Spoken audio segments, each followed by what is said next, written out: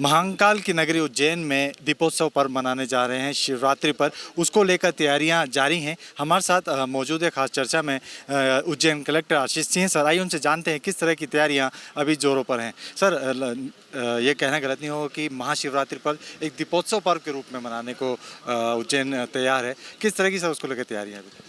देखिए, हमारे माननीय मुख्यमंत्री जी की जो मंशा है कि उज्जैन को न केवल देश बल्कि विदेशों में भी एक पर्यटन और आस्था के केंद्र के रूप में स्थापित किया जाए, इसके लिए राज्य शासन 750 करोड़ रुपए लगाकर जो महाकाल मंदिर परिसर विस्तार योजना है उसको क्रियान्वित कर रही है और बहुत अद्भुत स्वरूप जो है निखर कर आने वाला है पूरे परिसर का। उसका पहला चरण अभी 2 महीने में पूरा भी हो रहा है।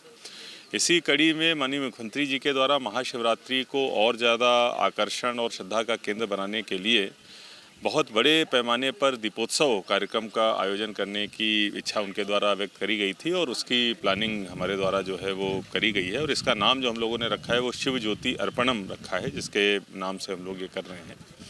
और पूरी प्लानिंग जो है इस तरीके की है कि पूरे शहर भर में 21 लाख से अधिक दिए जो है उस दिन जलाए जाएंगे और उसके 3 अलग अलग भाग होंगे।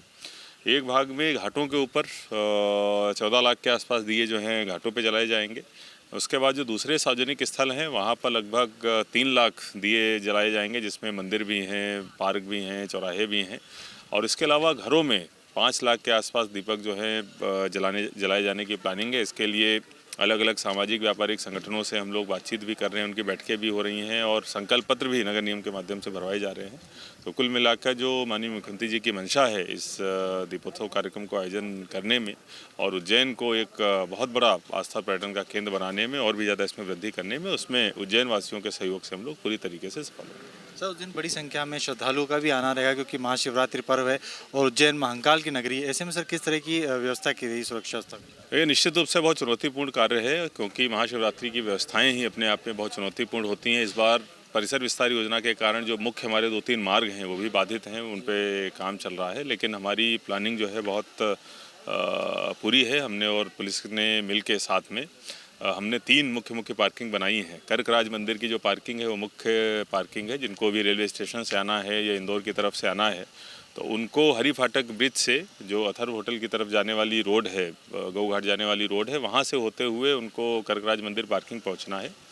वहाँ से हमारी गाड़ियाँ मैजिक और ई रिक्शा के रूप में उपलब्ध रहेंगी जो निःशुल्क रहेंगी। उनसे वो हरसिद्धि के पास तक आ जाएंगे, गंगोत्री गार्डन तक, और गंगोत्री गार्डन से जूता स्टैंड पे जूते उतार के वो लोग मंदिर तक जा सकेंगे।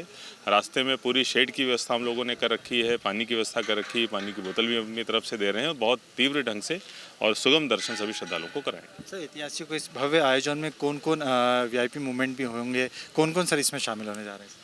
देखिए, इस पे माननीय मुख्यमंत्री जी चूँकि उन्हीं के नेतृत्व में कार्यक्रम हो रहा है, इसीलिए उनके द्वारा जो है वो शिरकत करी जाएगी। इसके अलावा जो भी VIP मूवमेंट होंगे उनका पूरा ध्यान रखा जाएगा। तो निश्चित तौर पर ये जो आयोजन होने जा रहा है ये काफ़ी भव्य है और इसे यूँ कहें कि एक वर्ल्ड रिकॉर्ड भी बनेगा और निश्चित तौर पर उज्जैन जो महाकाल की नगरी कहलाती है वहाँ पर यह भव्य आयोजन एक नई इबारत लिखेगा। कैमरा पर्सन गोल्डी गुर्जर के साथ जतिन ठाकुर, खबर मध्य प्रदेश।